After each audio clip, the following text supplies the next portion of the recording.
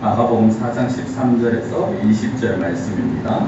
또 이르시되 너희가 이 비유를 알지 못할진대 어떻게 모든 비유를 알겠느냐. 뿌리는 자는 말씀을 뿌리는 것이라. 말씀이 길가에 뿌려졌다는 것은 이들을 가리킴이니 곧 말씀을 들었을 때 사탄이 즉시 와서 그들에게 뿌려진 말씀을 빼앗는 것이요. 또 이와 같이 돌밭에 뿌려졌다는 것은 이들을 가리킴이니 곧 말씀을 들을 때 즉시 기쁨으로 받으나 그 속에 뿌리가 없어 잠깐 견디다가 말씀으로 인하여 환난이나 박해가 일어나는 때에는 곧 넘어지는 자요.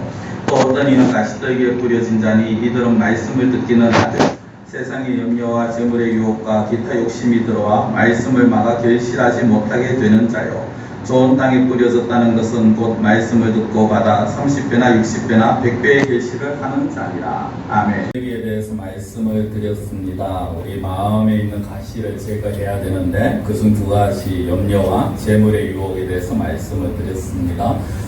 세상에 많은 염려, 근심, 걱정, 이 성도들로 하여금 하나님을 향한 그 마음의 방향을 바꾸어 버리게 만들죠. 마음과 힘을 다해 하나님을 숭배함에도 불구하고 그 마음이 어떻게 보면은 그 방향이 하나님이 아니라 세상에 대한 근심 걱정으로 엉매게 만들어 갑니다. 그것 또한 재물의 유혹, 즉 돈도 하나님에 대한 마음을 빼앗아 버리죠. 돈에 마음이 팔려서 하나님을 생각하지 못하게 합니다. 염려거리가 있을 때마다 우리 자신이 하나님의 자녀임을 기억하자라고 말씀을 드렸습니다. 그리고 염려를 기도와 감사로 하나님께 맡기자라고 말씀을 드렸고요. 재물의 유혹이 있을 때마다 모든 것의 주인이 하나님이심을 우리가 기억하면서 재물이 아니라 하나님께 소망을 두며 자족하는 삶을 살아야 한다라고 그렇게 오전에 말씀을 드렸습니다. 이제 본문을 보시면은 세 번째로 나오면은 기타 욕심 이렇게 나옵니다. 19절에 보면요. 세상의 염려와 재물의 유혹과 기타 욕심이라고 나옵니다. 여러 가지 욕심을 말을 하는 것입니다. 이 세상에 욕심이 없는 사람은 아마 없을 것입니다. 사람은 무의식 중에 좀 더 나은 것을 원합니다. 좀 더 많은 옷, 좀 더 많은 좋은 음식, 그리고 좀 더 우리가 살아가는 그 삶의 질도 좀 더 나았기를 그렇게 원합니다. 그러나 잘못된 욕심은 결국 자신을 망치게 되죠. 잘못된 욕심은 자신을 온전히 세우지 못합니다. 성도 여러분, 우리가 신앙생활을 하면서 내가 신앙생활을 제대로 하지 못한다는 것은 어떻게 보면 외부적인 환경보다는 오히려 우리 내부의 문제인 경우가 훨씬 더 많다는 것을 우리는 알아야 합니다. 무슨 말씀이냐면 내 중심이 과연 하나님 앞에 올바로 서 있느냐 하는 것입니다. 그것은 결국 다르게 표현하면 욕심 때문에 내 마음이 하나님 앞에 서 있지를 못하고 있다는 것이죠. 그래서 우리는 늘 우리 가운데 욕심이 있지는 않은지 검토해야 합니다. 욕심이라는 게 사실 욕심 그 하나로 그냥 자체로 끝이 나면 별 문제가 없습니다만은 야고보서 1장에 보면 욕심이 인간 즉 죄를 낳고 죄가 장성한 즉 사망을 낳는다라고 그렇게 말씀을 합니다. 욕심이 어디까지 갑니까? 죽음까지 사망까지 간다라는 거죠. 욕심 때문에 망한 인물 성경에 너무나도 많습니다. 몇 명만 제가 말씀을 드려보면요. 먼저 가장 처음 등장하는 인물이 바로 하와입니다. 아담과 함께 하나님께서 지으신 그 에덴 동산 행복하게 살았습니다만은 그곳에서 쫓겨난 그 죄인이 신세가 된 것이 무엇 때문입니까? 욕심 때문이죠. 그만 하나님께서 금하신 열매를 보고 그 열매를 먹는 즉시 하나님께서는 즉시 죽으리라고 하셨지만은 하와는 그걸 보면서 어떻게 얘기합니까? 먹음직도 하고 보암직도 하고 지혜롭게 할 만큼 탐스러워 보이더라. 이미 그 속에 그 열매에 대한 욕심이 생겼고 그 열매를 먹고 맙니다. 유혹에 넘어간 나머지 하나님 말씀도 어겨가면서 열매를 먹었고요. 그 대가로 결국 하나님이 지으신 그 에덴 동산에서 쫓겨나는 그런 결과를 맞이하죠. 그 아들 역시 마찬가지 아닙니까? 그 아들이 하나님께서 이제 아담과 하와에게 아들을 주셨죠. 가인과 아벨을 주십니다. 그런데 그 첫째 아들 가인이 어떻습니까? 아벨에 대한 시기심과 하나님에 대한 사랑을 독차지하고 싶은 마음에 그냥 동생을 돌로 죽이는 그런 사건을 벌입니다. 우리가 그 외에도 보면요. 왕권 욕심의 아버지 다윗을 반역한 아들 압살롬을 볼 수도 있고요. 일반 왕이면서도 불구하고 일반 평민의 포도원이 탐이 나서 그냥 그 평민을 죽이는 아합이라는 왕을 볼 수도 있습니다. 어떻게 보면 욕심이라는 것은 하나같이 남의 떡이 커 보인다라는 그런 속성을 이기지 못해서 그런 마음을 이기지 못해서 일어난 죄악들이죠. 이처럼 욕심이라는 것은요, 어떤 면에서 보면 자기가 가지고 있는 것, 오전에 말씀드린 자속, 만족이라는 것에서 만족하지 못한 것에서 시작이 되었습니다. 하나님께서 나에게 주신 은혜와 사랑에 만족하지 못하고 그것으로 자족하지 못하기 때문에 당연히 감사하지 못하고 자꾸만 나는 자신의 것이 아닌 남의 것에 눈을 돌리게 만듭니다. 우리가 성군이라고 말하는 훌륭한 왕이라고 칭하는 다윗, 믿음의 사람이라고 말하지만 그 역시 어떻게 보면 욕심을 이기지 못하고 죄를 짓지 않습니까? 그가 왕이 되어서 수많은 후궁과 궁녀들을 거느리고 있었을 때 어느 날 왕궁을 거니다가 밧세바라는 여인을 보게 됩니다. 이 밧세바는 자기의 충성스러운 부하 장군의 아내가 됩니다. 근데 그 밧세바가 목욕하는 모습을 본 순간 욕정을 이기지 못하고 그냥 밧세바를 궁으로 불러서 겁탈을 하고 말이죠. 욕심은 이처럼 어떻게 보면 사람을 순간적으로 이성적이지 못하고 신앙적이지 못하게 만듭니다. 사람을 순식간에 무너뜨립니다. 그것이 권력에 대한 욕심이든 물질에 대한 욕심이든 또는 성적인 욕심이든지 간에 이 욕심에 붙잡히게 되면 그 욕심을 이룰 때까지 사람은 기쁨도 없고 평화도 없어집니다. 만족도 없어지는 거죠. 그렇다고 해서 욕심을 충족시키면 행복하고 만족스러워지는가? 다윗의 모습을 보면 아니라는 것을 알 수 있습니다. 다윗이 밧세바를 범한 후에 하나님께서 선지자를 통해서 엄청난 책망을 하시죠. 벌을 내립니다. 하와는 앞서 말씀드린 것처럼 에덴 동산에서 쫓겨납니다. 그리고 평생 수고해야 되는 그런 벌을 받았죠. 동생을 죽인 가인은요, 평생 나그네 신세가 되어야 됐습니다. 그 평민의 포도원을 빼앗은 아합이라는 인물은 전쟁터에서 그냥 죽고 말고 그 옆에서 부추겼던 그 아내 이세벨은 왕궁에서 떨어져서 목뼈가 부러지는 그런 일을 당하게 됩니다. 그 위에 많은 사람들이 말들이 지나고 사람들이 밟게 되고 그 길을 개들이 핥았다라고 그렇게 성경에 나옵니다. 욕심에 이끌려서 순간적으로 죄를 짓지만 그 결말은 결국 하나님의 무서운 심판이라는 겁니다. 이 참 욕심이라는 것이 무서운데 그럼 어떻게 하면 이 욕심을 제어하고 이길 수 있겠는가? 중요한 건 이거죠. 욕심을 어떻게 우리가 이길 수 있느냐는 것입니다. 그러려면 욕심의 시작을 알아야 합니다. 성도 욕심은 어디에서 시작됩니까? 욕심은요, 보고 듣고 생각하는 것에서 시작이 되어집니다. 눈에 보이고 들리는 것을 우리가 어떻게 하겠습니까마는 그것이 생각에까지 자리 잡게 놔둬서는 안 된다는 것입니다.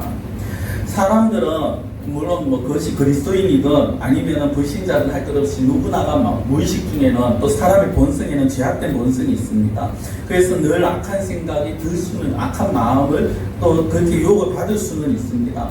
근데 그런 생각들이 들 때 그 생각들을 쫓아내야 한다는 것입니다. 종교개혁자인 마틴 루터라는 목사님이 이런 말씀을 했습니다. 내 머리 위로 날아다니는 새를 내가 날아다니지 못하도록 말릴 수는 없다. 그러나 그 새가 내 머리에 둥지를 틀게 하는 것은 막을 수 있다. 성도님은 새가 내 머리 위에 날아다니는 거 우리가 어떻게 막겠습니까? 그렇죠? 그러나 새가 내 머리 위에 앉으면 그것을 훑어낼 수는 있다는 것입니다. 잘못된 생각과 욕심이 들 수는 있습니다. 그러나 그것을 품으면 안 된다는 거죠. 예수님께서 마음의 음욕을 품은 자마다 가능한 자라는 말씀을 하신 적이 있습니다. 이 말씀의 깊은 의미를 보려면요, 마음의 음욕을 품은 자라는 그 품었다라는 단어를 생각해 봐야 됩니다. 품었다라는 것은요, 마치 닭이 알을 품은 것을 부화시키기 위해서 품는 것입니다. 닭이 달걀을 알을 부화시키기로 결정하고 내가 이거를 품겠다라고 결정한 그것을 품었다라는 것입니다. 우리가 음욕을 품었다라는 것은 내가 이 죄를 그 마음에 품었다라는 것입니다. 이렇게 했으면 좋겠다라는 생각을 품었다라는 것이죠. 우리가 눈으로 보는 것을 죄라고 할 수 없습니다. 그것을 죄라고 한다면 우리는 차라리 모든 눈을 다 뽑아버리는 게 나을 것입니다. 그러나 그것을 보면서 마음에 이렇게 했으면 좋겠다, 저렇게 했으면 좋겠다 생각을 했다면 그것이 바로 죄라는 것입니다. 마음의 이성을 품은 사람이 실제 행동과 상관없이 하나님 앞에 가늠한 자라는 것이죠. 마음으로 죽였다면 이미 그 사람을 살인했다라는 것입니다. 왜 그렇습니까? 하나님은 우리가 겉으로 드러난 것만 보시는 것이 아니라 우리의 마음을 보시는 분이시기 때문입니다. 이렇게 말씀을 드리면 생각으로 무엇을 못하냐 그렇게 말씀하실 수도 있습니다만 생각이 물고가 되었습니다. 그래서 하나님도 마음을 지키라고 말씀을 하시죠. 잠언 4장 23절에 보면 모든 지킬 만한 것 중에 더욱 내 마음을 지키라. 생명의 근원이 이에서 남이니라. 모든 지킬 만한 것 중에 우리가 지킬 것이 좀 많습니까? 그러나 그 중에서도 우리의 마음의 욕심이 자리 잡지 못하도록 지켜야 한다는 것입니다. 성령은 댐의 작은 구멍이 결국은 댐 전체를 무너뜨리게 만들죠. 생각은 상상으로 연결되고 상상은 결국 결정하게 되고 행동으로 옮기게 되어집니다. 우리 속에 욕심이 들기 시작할 때, 우리 속에 어떤 생각이 들기 시작할 때 그 욕심은 그 생각을 빨리 제거해야 된다라는 것입니다. 그것 또한 욕심을 제거하는 것은 어떻게 보면 제거하기 위해서는 어떻게 되느냐, 옛 습관을 벗어버려야 된다라는 것입니다. 많은 사람들에게 실제로 문제가 생긴 것은요, 옛 습관을 벗어버리지 못하기 때문입니다. 영혼은 구원받았습니다. 그 천국에 갈 수는 있습니다. 그러나 삶이 바뀌지 못한 자들이 여전히 욕심에 끌려다닙니다. 쉽게 말씀드리면 이런 겁니다. 교회에 와서 예배를 드리고 말씀을 듣지만은 막상 교회 문을 나서서는 내가 오늘 들은 말씀을 가지고 내가 어떻게 살아가야 될까 고민 한번 해보지 않는 자들, 늘 말씀을 듣지만 삶에서 어떻게 적용시킬 것인가에 대한 고민이 없으니까 당연히 옛 습관, 예전에 하던 그 습관들, 버릇들이 그대로 남아있다는 것입니다. 그렇다면 그 옛 습관을 어떻게 버리고 고칠 수 있습니까? 내 힘으로 할 수 있습니까? 우리의 힘으로는 할 수 없습니다. 이 습관을 버리고 이 습관을 고치려면 하나님의 말씀을 붙드는 것 외에는 방법이 없다라는 것입니다. 시편 119편 9절에서 11절 말씀입니다. 청년이 무엇으로 그의 행실을 깨끗하게 하리까? 주의 말씀만 지킬 따름이니이다. 내가 전심으로 주를 찾아 싸우니 주의 계명에서 떠나지 말게 하소서. 내가 주께 범죄하지 아니하려 하여 주의 말씀을 내 마음에 두었나이다. 마지막 11절에 내가 주께 범죄하지 아니하려 하였어. 주의 말씀을 내 마음에 두었나이다. 내 마음에 욕심이 자리 잡지 아니하고 내 마음에 악한 생각이 자리 잡지 아니하도록 하기 위해서는 내가 늘 하나님의 말씀을 마음에 두어야 한다는 것입니다. 이것이 교회 안에서 예배 시간만이 아니라 교회 안에서의 시간만이 아니라 일상의 삶 가운데 우리가 살아가면서 늘 말씀을 가까이 하고 늘 말씀을 마음에 두어야 된다는 거죠. 그렇지 않으면 우리는 또다시 욕심에 걸려서 넘어지게 될 것입니다. 사람들의 욕심을 가만히 보십시오. 사람들의 어떤 욕심 때문에 지어지는 그 죄악들 하나같이 평상시 그들이 그렇게 말씀을 붙들고 산다면, 그렇다면 기독교인들은 정말 어떻게 보면 그런 욕심에서 자유로워질 수가 있을 것입니다. 그러나 순간적으로 말씀을 놓치게 되는 그 순간에 그 안에 다시금 욕심이라는 것이 자리를 잡게 된다는 거죠. 가장 중요한 것은 이 세상에서 우리가 사랑해야 할 대상은 이 세상의 것이 아니라는 것을 우리가 기억을 해야 합니다. 성도 여러분, 이 세상의 것은요 영원하지 않습니다. 세상의 것은 잠시 있다가 지나가고 마는 것입니다. 화무 11홍이라는 말이 있습니다. 붉은 꽃 10일 안 간다는 거죠. 아무리 좋은 것이라도 언젠가는 사라지고 마는 것이 이 세상의 것입니다. 재물도 권력도 건강도 그 무엇도 영원하지 못합니다. 그러나 사람들은 어떻게 착각합니까? 그것들이 마치 영원한 것처럼 그렇게 착각을 합니다. 자기가 쥐고 있는 권력, 아니면 자기가 추구하고 있는 권력, 그 아니면 물질, 건강, 여러 가지 그 자기가 목적하는 것들, 그것을 이루고 그것을 취하면은 그것이 자기와 함께 영원히 있을 것이라고 생각을 합니다. 그러나 그것들은 영원하지 못하죠. 그것들은 잠시 있다 결국은 사라집니다. 한계가 있을 수밖에 없습니다. 그런 것들은 우리들에게 참된 기쁨도 평안도 주지 못합니다. 오히려 부자들 보십시오. 너무나도 많은 그 물질 때문에 오히려 전전긍긍하는 모습들을 보이지 않습니까? 하나님은 우리에게 이 세상의 것을 사랑하지 말라라고 말씀을 하셨습니다. 이 세상의 것들은 육신의 정욕, 안목의 정욕, 이 세상의 자랑인데 중요한 것들은 이 세상의 것은 이 세상에서부터 나온 것이지 하나님으로부터 나온 것이 아니라는 것이죠. 그래서 세상을 사랑하지 말라라고 그렇게 하나님께서는 계속해서 말씀을 하시는 것입니다. 사랑하는 성도 여러분, 우리가 우리의 마음에서 욕심을 제거하고 말씀을 붙들면서 옛 습관을 벗어버리는 것 굉장히 중요합니다. 근데 이것과 함께 같이 겸해서 해야 되는 것이 있는데 그것이 무엇이냐? 바로 성령님께 나를 맡기는 것입니다. 성령 하나님의 인도하심을 따르는 것입니다. 그것을 갈라디아서 5장 16절 이렇게 말씀을 합니다. 내가 이루노니 너희는 성령을 따라 행하라. 그리하면 육체의 욕심을 이루지 아니하리라. 성령을 따라 행하라 라고 말씀을 합니다. 그것이 바로 욕심을 이겨낼 수 있는 방법이다 라고 말씀을 합니다. 그러면 성령을 따라 행한다는 것이 무엇입니까? 우리가 성령이라는 단어 자체만 들어도 어렵게 느껴질 수 있는데요. 성령을 따라 행한다는 것은 결국 어떤 것을 말합니까? 하나님이 원하시는 대로 살아간다는 겁니다. 가장 쉽게 표현하면. 성령님은 누구십니까? 성령님은 바로 예수님이 승천하신 후에 모든 믿는 자들에게 주시는 영입니다. 그러면서 하나님이시죠. 우리의 심령 속에 우리가 예수 그리스도를 구주로 고백하는 그 순간 이미 우리 안에는 성령님이 계십니다. 그리고 그 성령님이 우리가 어떻게 살아야 될 것인가 말씀을 보고 기도할 때 하나님께서 그 성령님께서 우리에게 깨닫게 하시고 감동을 주십니다. 마음의 어떤 생각을 그 성령께서 일으켜 주십니다. 그 생각 따라 그 감동 따라 살아가는 것입니다. 말씀을 보면서 기도하면서 이렇게 살아야 되는구나, 이렇게 해야 되는구나, 이런 모습을 가져야 되는구나 라고 듣고 해야지만은 그 순간 또 옆에서는 그렇게 할 때 내가 놓칠 수 있는 것이 있는데, 그렇게 말씀 따라 살면은 내가 못 가지는 것이 있는데, 내가 다른 사람들보다 좀 적게 가질 수밖에 없을 것 같은데 라는 욕심이 자리 잡게 되는 것이죠. 그 욕심을 이겨낼 수 있는 것은 그 성령님의 인도 따라, 그 성령님의 원하심 따라, 다르게 말씀드리면 하나님의 원하심 따라 그 살아감으로써 그 욕심을 이겨낼 수가 있다라는 것입니다. 성도 여러분, 욕심은요 누구나가 가질 수가 있습니다. 근데 가져야 될 욕심이 있고 버려야 될 욕심이 있습니다. 이 세상의 것에 연연하면서 이 세상의 것의 전부인 줄 알고 가지는 욕심은요, 그건 오히려 우리를 그리 하나님에게서 멀어지게 만듭니다. 성도가 가져야 될 욕심은요 바로 믿음의 욕심입니다. 신앙의 욕심입니다.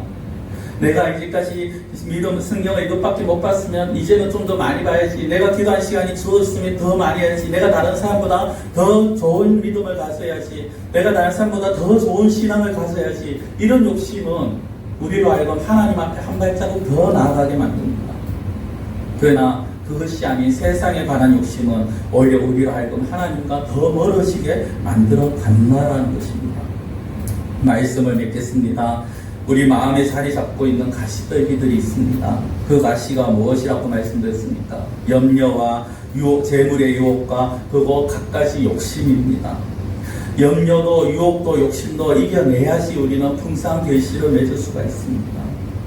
이 가시를 제거하는 방법이 한마디로 말씀드리면 하나님입니다. 내 안에 염려, 내 안에 가시, 유혹, 내 안에 어떤 욕심, 이것들을 가지고 있는 이상은 우리 안에 더 이상의 풍성한 결실을 맺을 수가 없는 것입니다. 모든 것을 하나님께 맡기십시오. 모든 것을 하나님께 의탁하십시오. 의지하십시오. 그리고 하나님께 소망을 주십시오. 하나님의 말씀 따라서 하나님의 인도하심을 따라 살아가십시오. 당장은 내가 손해를 볼 수 있을 것 같습니다. 당장은 내가 다른 것들을 취하지 못할 것 같습니다.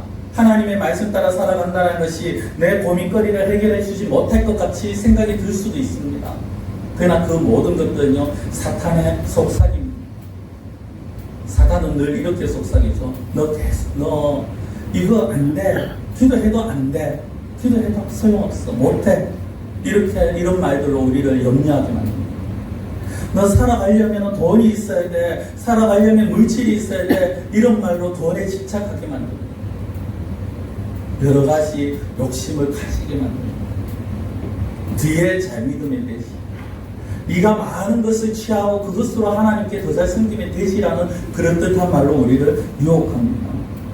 그런 유혹에서 이겨내실 수 있는 방법은 하나님밖에 없습니다.